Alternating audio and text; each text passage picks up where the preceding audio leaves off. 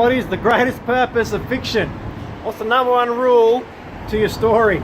All right, you have my attention. Most core factor in your work that is going to inspire your readers or the movie watchers. As I stand here on, I think it's Toorak Road, elicit emotion. I'll be damned. That's the whole purpose. You need to elicit emotion, bring some feelings out of the readers, of the watchers. If people are reading your book, examining your screenplay, see if it's worthy for a movie, or watching the film on the big screen or a little TV at home, they're doing it because they want to feel something. They want to be moved. They want to have this catharsis. Oh yeah, I'm a believer. The catharsis was around since the ancient Greeks done it in theatre, didn't they? And the catharsis was meant to be a healing to your soul, to your system. When you go and watch the play, you'd feel great emotion at the end. You'd start crying, start bawling. It's great for your body in many ways. It helps heal your system. Oh, yes. It helps us feel better. It helps us to reach greater impact in our own lives, to reach for our own goals when we're moved emotionally. Little bookstore over there. So how do you elicit emotion in your story? One little basic thing of what not to do and one basic thing of what to do. What not to do. This is how you do not elicit emotion. Do not be melodramatic.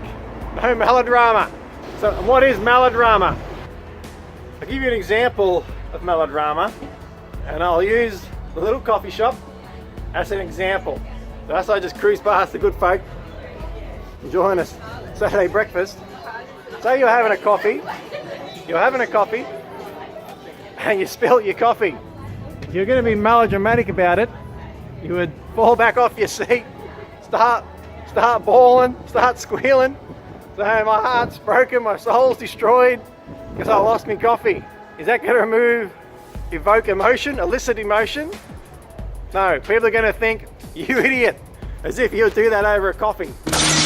But you could bring a little bit of emotion out with a coffee, and all you need to do is just show the standard way of what's happening.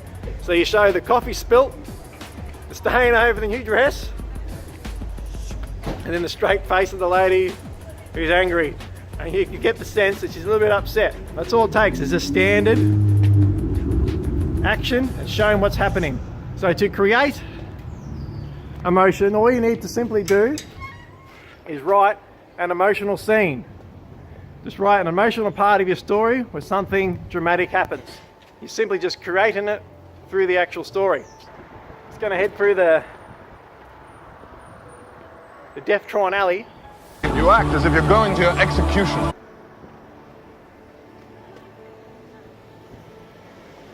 It says no entry, but I don't listen to that. It's going to cruise on down before we get robbed. The main things we all cried at is the movie Titanic. And don't lie, we all cried, we all howled. At the end, with Jack and Rose, and Jack died and Rose was there. Okay, we all cried a few tears.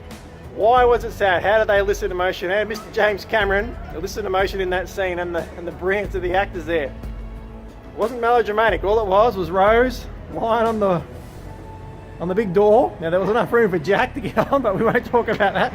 All she was doing was lying on the door, saying nothing, just freezing.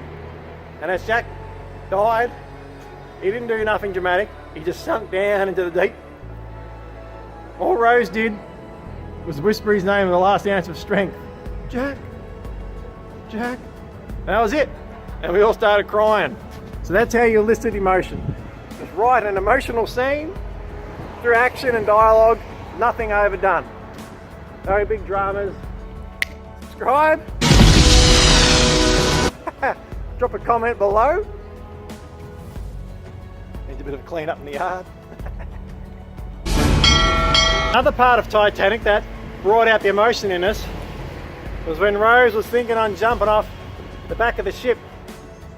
She had enough of life, she couldn't take it anymore, and all she did, she wasn't over dramatic, didn't go on and on and on and on about things. All she simply did was get up on that rail and look down at the water. Don't come any closer. I'll let go. No, you won't.